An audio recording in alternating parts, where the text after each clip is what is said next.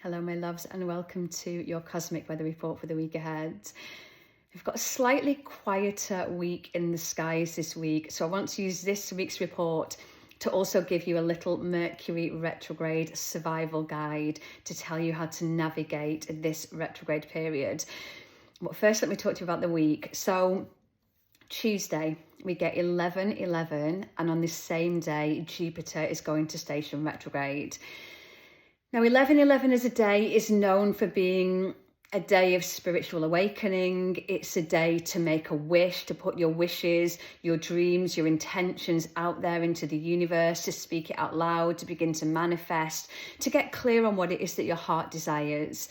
And it's also a beautiful time to seek divine wisdom and guidance. So if there is anything that you have been struggling with, or you want to speak to your higher self, your soul self, about more of a deeper purpose, or something that you really want to create and bring to life and see happen, this is just a real day to connect to more of your soul self and to live as your soul wanted you to. And at the moment I was saying that, it was 111 on the little timer. So that's a little nod from our souls. So I know I asked you last week to begin to live as more of your higher self. So particularly around the start of the week, around Tuesday, really invite in more of your soul self. I've done a meditation for you on this week's Meditation Monday that will really help you to connect to that higher self part of you and to invite them in. So connect to your soul on this day. Send your deepest soul dreams and desires out there into the universe and make that wish. It's a beautiful day for scattering all those wishes out there and beginning to see them manifest. Now, this will be really backed up by Jupiter stationing retrograde on the same day. Jupiter is the planet of growth, expansion, wisdom, abundance, good luck, good fortune. And as Jupiter stations retrograde, we're asked to kind of take all of that energy within. So this is a time for real inner spiritual and emotional nurturing. So connecting to your higher self. So it may be that you do that meditation every day this week, or you commit to, throughout this Jupiter retrograde, spending time every day with your soul. How can you every day connect to that part of you that is infinite, expansive, wise, all-knowing? Rather than spiraling as human you, how can you go into that deep well of wisdom within and stay connected to the part of you who knows?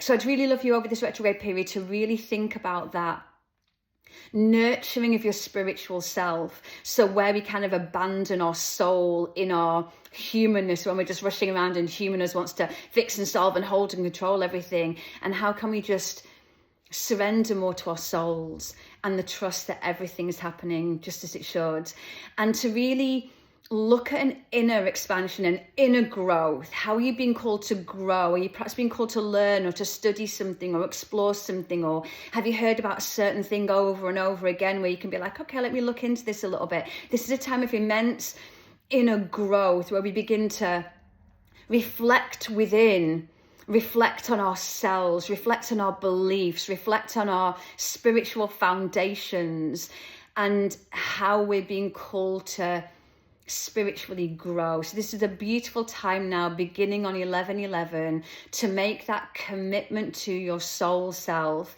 commitment to spiritual growth, commitment to spiritual practices, and commitment to really connecting more to your soul. Now, Wednesday, we get the last quarter moon in Leo. Now, Leo is ruled by the sun and rules the heart. So this is a really beautiful time to look at what's been heavy on your heart, what needs healing around your heart. What are you ready to let go of that you've been holding on to? Is there any resentment? Is there any unforgiveness? Is there any bitterness in your heart that's like hardening your heart? This is a real invite to begin to let go of those things. It's also a really beautiful time to create boundaries around your self-care and your self-nurturing, which again could tie in beautifully with the day before, where you make a commitment to yourself as an act of self-care, that you're going to spend 10 minutes a day in ritual with your soul. And it's also a really beautiful time to look at and you might find them stirring a lot more around this day. Self-doubts, self-sabotage, the ways in which you dim your shine and you don't believe in yourself and you don't allow your full expression of self, and to begin to let these things go as well. So it's a beautiful time now as the moon wanes to really look at those self-doubts, where you're in lack of self-belief, and what's been heavy around your heart that it's really time to let go of. And these things normally intertwine. So the more you can let go of those things that remained heavy on your heart, the more then you will begin to care for yourself, believe in yourself, trust yourself. Now, Thursday is the key day I want you to really look out for. This is when Mercury is going to conjunct Mars. Now, this will happen just before midnight on Wednesday night, so we'll feel the effects through Thursday, but we might start to feel it building throughout the week. As Mercury and Mars meet, there could be a lot of impatience, sharp words, blunt honesty, conflict, arguments, things coming to the surface. And so, again, I think I talked to you a little bit about this last week when we had that big Mars day last week. But just be mindful, give yourself some grace, give everyone else around you some grace. You may also around this day, because Mercury is retrograde, feel that blunt honesty within you, i.e. your inner critic might be very, very loud. That little niggly, naggy voice of your mind might be very, very loud. Why are you doing that? Why do you do it like that? Why do you always do that? Why? You might find a lot of this energy. And this is also beautiful because if you remember the day before, we had that last quarter moon in Leo. So this is now showing you those things coming up are the things that then need releasing, that nagging inner critic, that nagging self-doubt, that nagging little voice of sabotage. These are all the things that have been brought to the surface so that throughout this waning moon, you can really begin to be aware of those things and work on them much more. But just be mindful on Thursday. Cotton wool everybody, give everybody some grace. If anyone starts going at you, take a really big deep breath. Before you go at anyone else, take a really big deep breath. And if you've got any big important conversations or anything to be had, I'd maybe, if you can, either give it a day or so's grace, or just be mindful. This could also equally, if you've not stood in your truth for a long time, and that's what this Mercury retrograde is going to help us with, this could be a time to say it, because you will feel brave enough to be able to say what it is that you need to say. But just be mindful, you're going to speak from your soul self. So remember, this week we're connecting to soul self. This is a truth from your soul self rather than an I'm going to get you told from your ego self. So be mindful which self you are allowing to do the expressing and the talking, and that will really benefit you. So now on to Mercury retrograde. So Mercury retrograde is something that happens about 3 times a year for about 3 weeks at a time. So it's not something that doesn't happen very often. It happens quite regularly. And I know it gets a really bad rap all over social media, and we love to tongue-in-cheek blame Mercury retrograde for everything. And I know it's kind of fun to be like, oh, it's Mercury's fault. But on a serious note, please do not fear the retrograde. Mercury retrograde is actually a profound and powerful time, because what Mercury retrograde asks us to do, and especially this final one of the year as we're coming into winter, is to slow down.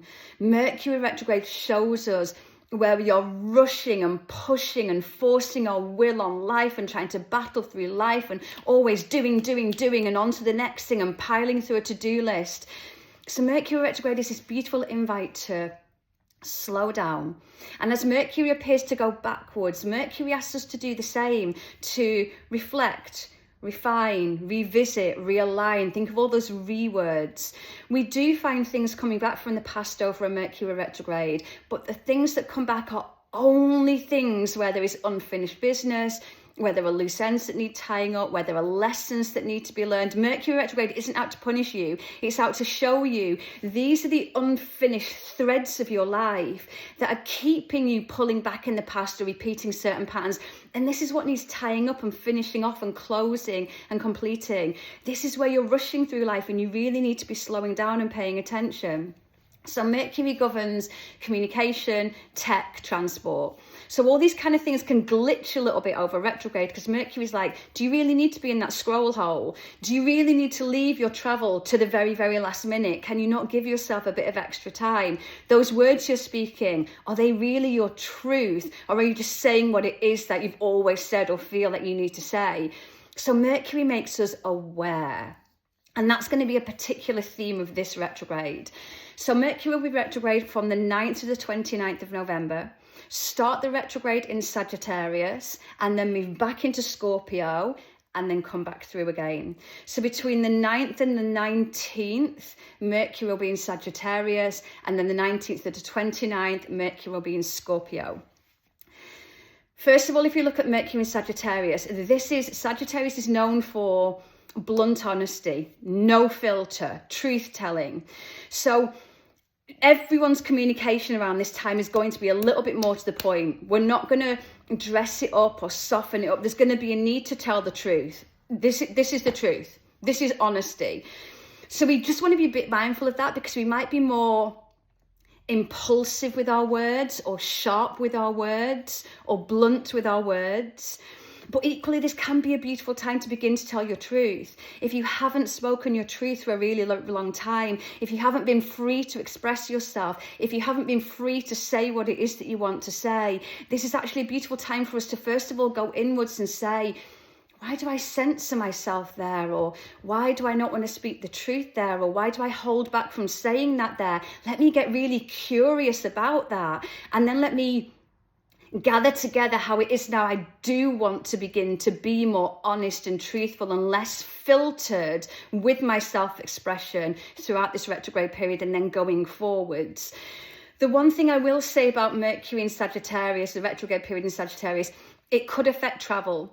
Sag is the wanderer of the zodiac, the adventurer, the traveller of the zodiac. So we may find travel delayed, not being quite seamless. So please, if you have to travel, just double check your details, check your reservations, give yourself plenty of time to get to the airport or to get your train or to travel to where you need to go. This is what Mercury retrograde, just be mindful. Rather than leaping in the car 10 minutes after you should have already left with a coffee spilling and a piece of toast in your hand and the boot still open, be mindful. I want to be there by then. I want to make a stop and get some coffee on the way. I want this journey to be easy. So let me leave myself loads and loads of time and enjoy the scenery on the way. So just be mindful of travel. Now, when Mercury moves into Scorpio, we're going to find around this period that long buried emotions are going to come to the surface. Unspoken words are going to come to the surface. Hidden truths are going to come to the surface.